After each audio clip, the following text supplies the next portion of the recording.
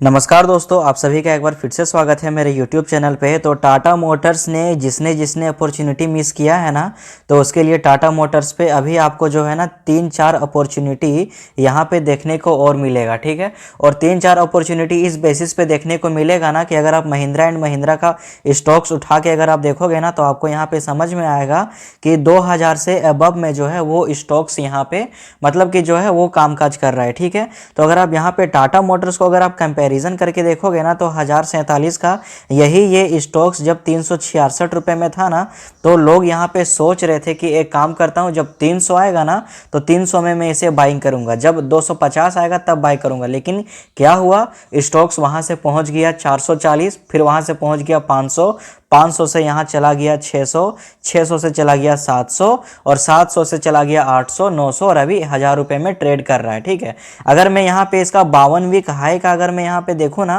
तो 52 week high आपको देखने को मिलेगा। इसका 52 वीक हाई है 1065 का, और 52 वीक हाई से मात्र अगर आप देखोगे तो 10-20 रुपये जो है वो यहाँ पे जो है डाउन हम लोगों को देखने को मिल रहा है। अगर मैं 5 दिन का ग्राफ देखूंगा ना, तो 5 दिन में टाटा मोटर्स का ओवरऑल रिटर्न है 2% का, 1 महीने का देखोगे 2% का, 6 महीने का देखोगे 60% का, ईयर टू डेट का 32% और 1 ईयर का रिटर्न देखोगे तो 104%। तो सिंपली अगर आप यहाँ पे देखोगे ना, तो मैक्सिमम में जाऊंगा स्टॉक्स ने कहाँ से गड़बड़ी हम लोगों को देखने को मिला था, ये देखो आप 2015 पे कुछ ज़्यादा ही हाई वैल्यूएशंस पे टाटा मोटर्स था, और 2015 के बाद तो आप यहाँ पे समझ सकते हो कि 2016, 17, 18 जब कोविड आया तो 74 रुपये गया था स्टॉक्स। और भाइयों, जिन जिन लोगों ने 74 रुपये में इस स्टॉक्स में अगर किसी ने एंट्री मारा है, तो मुझे यहाँ पे कमेंट बॉक्स में कमेंट करके बता सकते हो। फिर वहीं से 74 रुपये से अगर अभी आप देखोगे तो 1047 का जो है वो अभी स्टॉक्स देखने को मिल रहा है, ठीक है। तो सिंपली यहाँ पे सबसे बड़ा फंडा क्या है ना, कि अब टाटा मोटर्स में आगे क्या, मतलब अब हम लोग आगे क्या कर सकते हैं, अब आगे का स्ट्रेटेजी यहाँ से क्या होगा। तो सबसे पहले यहाँ पे हम लोग टाटा मोटर्स के बारे में जो है ना वो थोड़े नज़र में जान लेते हैं। तो मतलब जो Q4 का जो रिजल्ट आया है उसके बारे में हम लोग जान लेते हैं, ठीक है। तो टाटा मोटर्स का जो Q4 का जो नेट प्रॉफिट अगर आप देखोगे ना, तो मतलब 3 गुना ज़्यादा प्रॉफिट यहाँ पे देखने को मिल रहा है हम सभी लोगों को। कितना? 17,407 करोड़ रुपए का। व्हीकल डिमांड जो है यहाँ पे कुछ ज़्यादा ही बढ़ा है, और रेवेन्यू जो है वो 13% यहाँ पे देखने को मिला है हम सभी लोगों को। अगर मैं यहाँ पे देखूँ ना, तो मैं यहाँ पे बात करूँ ना, तो कंपनी जो है वो पूरी इनकम टैक्स भर लेने के बाद में उसके बाद कितने पे प्रॉफिट पे स्टूड करती है, तो 5,407 करोड़ के प्रॉफिट पे यहाँ पे स्टूड मतलब खड़ी उभरती है हमारी कंपनी टाटा मोटर्स, ठीक है। अगर आप यहाँ पे कंपनी का रेवेन्यू के बारे में बात करोगे ना, तो कंपनी का जो रेवेन्यू है वो 13% से इंक्रीज हुआ है। मतलब आप अगर देखोगे ना, तो 1,19,986 करोड़ इस बार, और पिछला क्वार्टर में क्या था, 1,05,932 करोड़ का। आप पिछला साल का यहाँ पे जो है वो डाटा देख के आप यहाँ पे समझ सकते हो। तो इस कदर जो है ना टाटा मोटर्स का जो, अगर मैं यहाँ पे आपको डेब्ट टू इक्विटी रेशियो भी अगर मैं यहाँ पे आपको दिखाऊंगा ना, एक सेकेंड मैं यहाँ पे ग्रो में ओपन करके आपको अच्छे से मैं बताऊंगा, ठीक है, आपको अच्छे से समझ में आएगा, ठीक है। अब मैं यहाँ पे आपको बताता हूँ, ठीक है। सबसे पहले आप यहाँ पे क्या करो, मार्केट कैपिटल अगर आप देखोगे 3,71,770 करोड़ का मार्केट कैपिटल है टाटा मोटर्स का। डेब्ट टू इक्विटी आप देखोगे तो 2 रुपये 38 पैसा, और पिछला साल अगर आप डेब्ट टू इक्विटी देखते ना, तो आप पागल हो जाते। डेब्ट टू इक्विटी 5 था, 5। समझ में आ रहा है ना आपको, डेब्ट टू इक्विटी 5 था। बुक वैल्यू आप देख सकते हो कितना ज़्यादा टाटा मोटर्स का यहाँ पे बढ़ चुका है, ठीक है। अब मैं यहाँ पे जाऊँगा फाइनेंशियल्स में, तो फाइनेंशियल्स में ही आपको देखने से सारा कुछ यहाँ पे क्लियर हो जाएगा।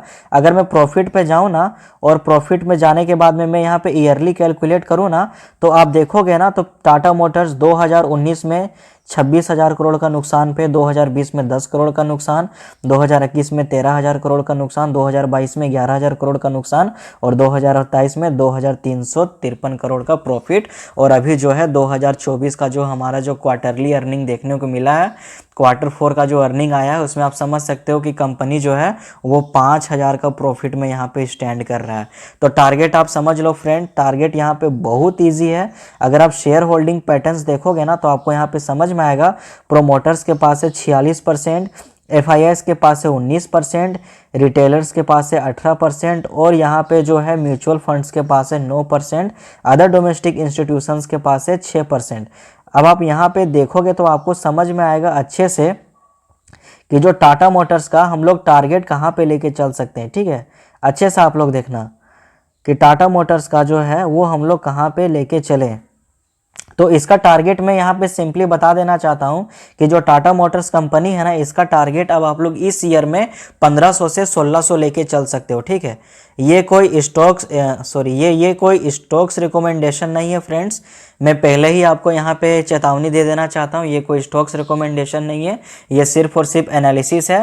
तो टाटा मोटर्स पे यहाँ पे यही है कि मेरा तो पॉइंट ऑफ व्यू यही रहेगा कि यहाँ पे टाटा मोटर्स अब इस साल में 1500 रुपये जाने से कोई यहाँ पे टाटा मोटर्स को रोक नहीं सकता है। मेरा पर्सनल पॉइंट ऑफ व्यू यही है। और मैं अगर मुझे अपॉर्चुनिटी मिलेगा इलेक्शन के बाद में, मैं इस स्टॉक्स पे थोड़ा और निवेश करना चाहूँगा।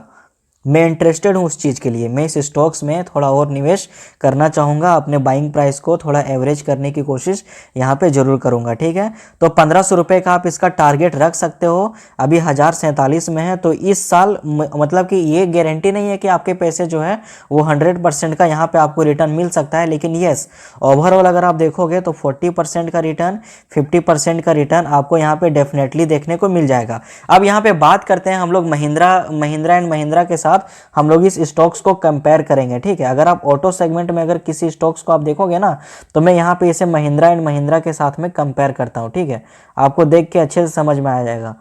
आप देखोगे तो टाटा मोटर्स यहाँ पे महिंद्रा एंड महिंद्रा को भी जो है वो बीट कर दिया है। ठीक है, अगर आप यहाँ पे देखोगे तो 3 मंथ का आप हटाओ, 6 मंथ का आप यहाँ ग्राफ देखोगे, टाटा मोटर्स जो है 55%, ईयर टू डेट में आप देखोगे तो महिंद्रा एंड टाटा मोटर्स का सेम है, लेकिन 1 ईयर का ग्राफ अगर आप देखोगे तब मजा आएगा आपको।